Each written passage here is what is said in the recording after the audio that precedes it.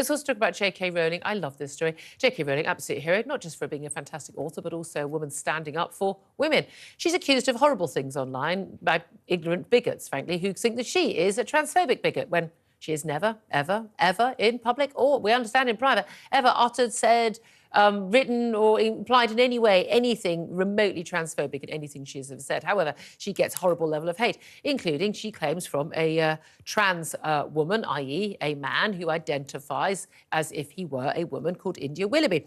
I've had plenty of vile tweets from India Willoughby as well. I think they're quite funny. I think he's a ridiculous man who's just looking for attention. So here you go, India.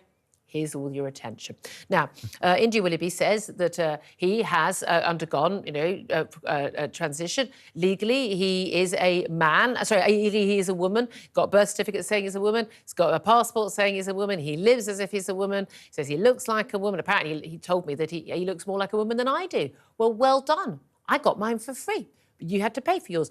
Live how you want. That's absolutely fine. However, it doesn't change the biological truth that you are a man. That is the key difference. Now, JK Rowling has referred to India Willoughby in a few tweets, basically calling out the unpleasant nastiness.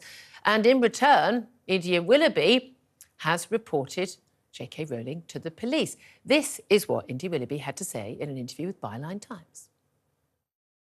I have reported JK Rowling to the police for what she said, which I don't know if that's going to be treated as a hate crime, malicious communications, but it's a cut and dried offence as far as I'm concerned.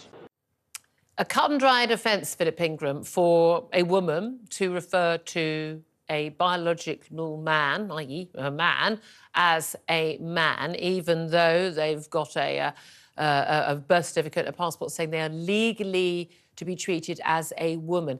JK Rowling has tweeted previously that she is happy to go to prison for the right to rather than give in to being told I have to lie and pretend that I think a man can become a woman or a woman can become a man. What do you make of all this? I think we're getting the confusion between biology and through identity in what's coming in, and there are too many individuals turning this into sort of almost a political correctness terrorism type approach to dealing with things in society.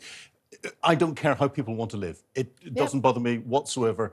I have got friends and colleagues who are trans, and I've got no problems with that whatsoever. They're great people, absolutely fantastic people. But in the same way that people don't want a religious belief or some other belief shoved down other people's throats, then we shouldn't have this political correctness terrorism that's coming out.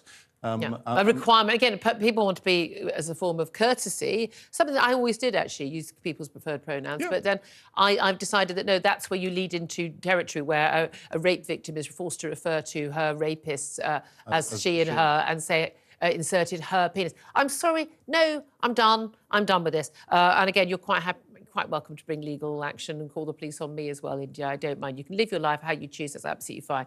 But it's going to be very interesting to see. And I have a funny feeling that the police are stupid enough to actually go and question JK Rowling, which I think she will be thrilled by. Well, it's about time we had this tested in the public domain where everyone was aware. Because I was at a Free Speech Union event earlier this week. I'm a member of the union. I don't know why everyone isn't a member of this union. They're doing speeches and explaining the thousands of people they are helping. 40% of the cases they bring are about gender. They're about people, men and women, losing their jobs because they refuse to say that someone who's quite clearly a man is a woman. And it's nearly always that way round.